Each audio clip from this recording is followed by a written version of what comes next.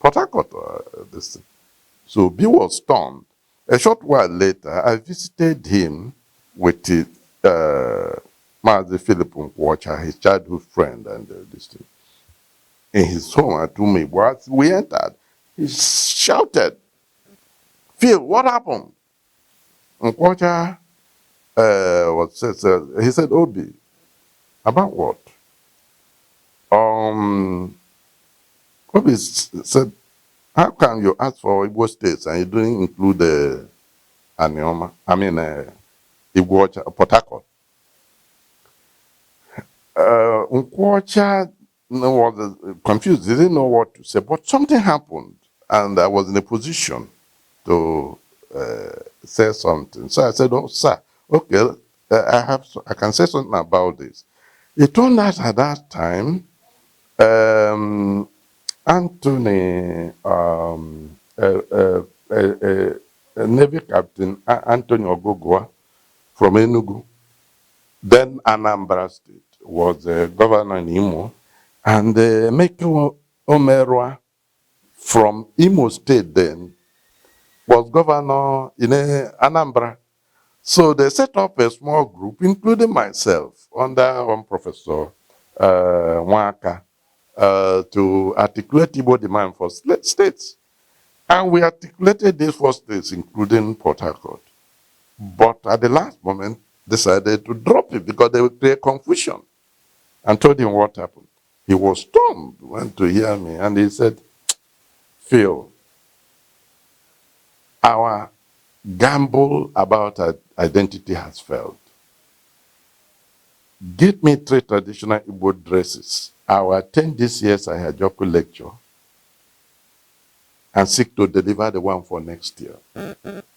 He didn't make it. A short while later, he traveled to Sokoto to see Sultan Dasuki then, to plead with Babangida to create Port Harcourt State, according to his friends, who were now saying this later, and that led to his death. So you see, to gamble about identity is very costly thing. Nobody should allow his children that legacy. I think this sense will be resolved once we begin to grant everybody freedom. We're all in the same trouble now, from what the obedient movement is revealing. Everybody now finds they're in serious trouble. Okay, let's digress a bit in the Obi as an Igbo president. I mean, as an Igbo man who is vying to become the Nigerian president. If this happens, what would this mean to the Igbo people? Well, I don't really know what it will mean unless the country is restructured. You see, for the candidates on the ring now, it's only serious people. The other people who are older than ourselves, physically, I know the problem some of us are in our 70s, and you can't just go and play this thing. And all the country, like we have been going through all these years, is taking you to overseas hospital, bringing you back. What kind of president is that? So anybody that wants to why don't you go to mortuaries and bring corpses to rule Nigeria? So he is the only candidate, as it stands now, that is serious and has the strength and the articulation and the demonstrated ability.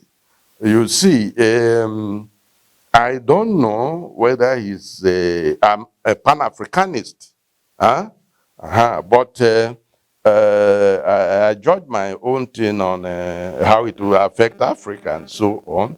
I believe in Grand Biafra, a Biafra where every black man is tall and proud. That is the Biafra we fought for as young people. And when Ojukwu turned 70, I delivered his 70th year birthday lecture articulating that the Petit Biafra of Fulani Hutus, Fulani themselves embattled across West Africa. this thing. One of them is saying you have dot. A person whose ancestors don't have a fixed address that's telling somebody with address that its address is small. Does it make sense? So everybody's in trouble, you see. And we need to resolve that. And the world is heading into World War III because of the mentality of the Europeans. And small African countries are not going to help us. We need to reunify African nationalities. The Yoruba spread to Togo and so on. They should work to unify West Africa. The Hausas are all over the place, but they are in everybody's pocket, you know, and they don't have, you see, their elite, Dangote, is more interested in money than in savaging his people. And what is that character, Gumi? He's advocating for the oppressor of his people. And he thinks he's clever. He doesn't see that he's a foolish man. Now, so if Obi comes and we restructure Nigeria as a viable entity, then that's the best. But I will vote for him because I don't see an alternative. There's no alternative.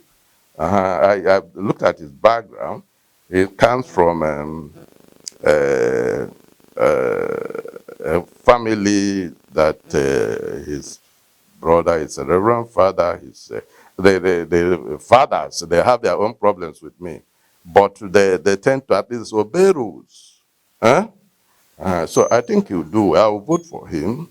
I hear somebody talking fata fiti fiti about him. Somebody I don't think is an intellectual. He thinks he is, or it's because he went to the Nigerian Catechismal School. And he thinks if he thinks they are clever, but an intellectual is different from that, you know. So I will vote for him. I will support to be.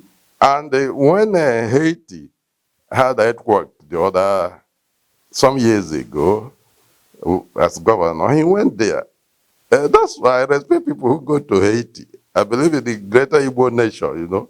Even Rochas, when he was then in Red Cross, he helped Haiti. I appreciate that too, in spite of whatever other thing he did to help destroy the Imo state, you know.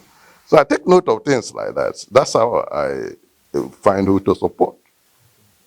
To the Igbo, Haiti is the greater Igbo nation. It's part of the greater Igbo nation, a vital part of it, and so are the Black Americans. Okay. I care for what happened to them.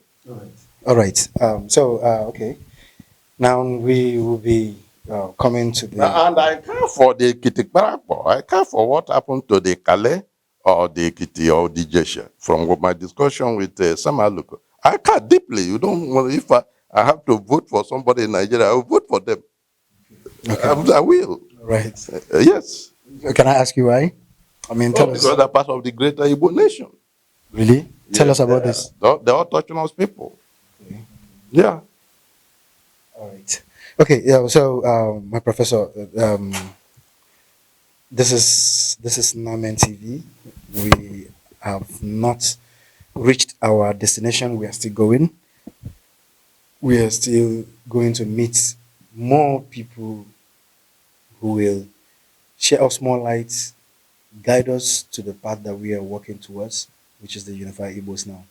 So, do you have any advice for us and also the youth, the Igbo youth out there, who should know what is the need for this unification? Well, the youth should make effort to understand who they are. Anybody that doesn't know who they are is not going far. But once you know who you are and where you are, you will move forward with steady steps. All this PAPA, etc. is nonsense. The life is not created for eating food. Huh? And our people have been so impoverished that our youth now look forward to just being able to eat. But, you know, I have my students, I taught them differently, I mentored them. One of my students, Obinama, I groomed him like I do when I founded the Department of Biomedical Technology in Futo. Made effort to train them, to guide them. And Obina is one of those who I trained to say, you take these courses. If not, you'll not succeed in America. And he listened carefully to me. Right now, he's a research fellow at Harvard. And he has set up programs, scholarship programs, set up foundation to drag, I've told him, that's my deal with him, drag others behind you, and put our department and our students a part of the world system. So that is what it means to be really a successful Igbo. A successful Igbo is one who leaves the world better than he found it, who allows his children and kinsmen to be better than himself. And onye bara aba na-ezi ndị ụkpa adịghị ụba ọbara. When you're a rich man in a family of poor people, you're a foolish man. So the best thing you would do is to lift up that Igbo ideal. That is why the Igbo put their faith in the hands, the black race put their hands in the hands of the Igbo in 1791. That is what the Eoni of Ife is saying 2019, that the Igbo should resume that attitude. But we have a situation where settlers in slave markets and so on are jumping around the Igbo land, saying they're Igbo and Igbo leaders, but they're not. We know them. So if you think you are proper Igbo, whether you are in Upobo or Boni, or you are at Ika. Igbo Tako, or those Ikale territory, or you are part of you are not at the Odekiti, where Samaluko came from. That's the best you are. You are the best. Forget the temporary setback. You are the best. Just return to what you were, and you'll still be the best. Okay, I want to just take us back because I wanted to bring this question, but I kind of missed it at that time.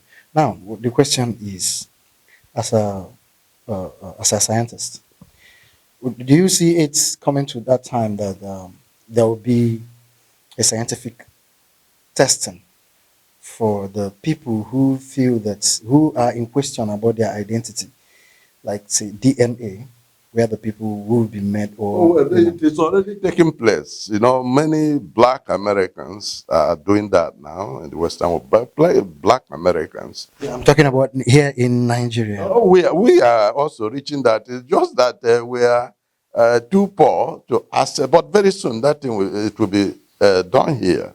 Is it that we are poor, or is it that we don't have sponsors? We don't have Igbo sons who are willing to. When you translate some of the costs to Naira, it's prohibitive. And you need a certain turnover rate to be able to maintain businesses like that. We get there, people get to know who they are, they'll be surprised. So genetically, if, for instance, you really get genetic data from, say, among the Yoruba, you can't distinguish them from the Igbo. That's already established. Yeah, they just use it. Yeah, that's already done. Okay. All right. Hello, my beautiful people. This is still the Namen TV, and I'm still your boy, the X to the T and the WAP, the straight talented young progressive entrepreneur, the RAB, you find a boy, SBGC, Street Boy, Young Classic, and I'm repping Namen TV. Thank you for being with us. Thank you for giving us that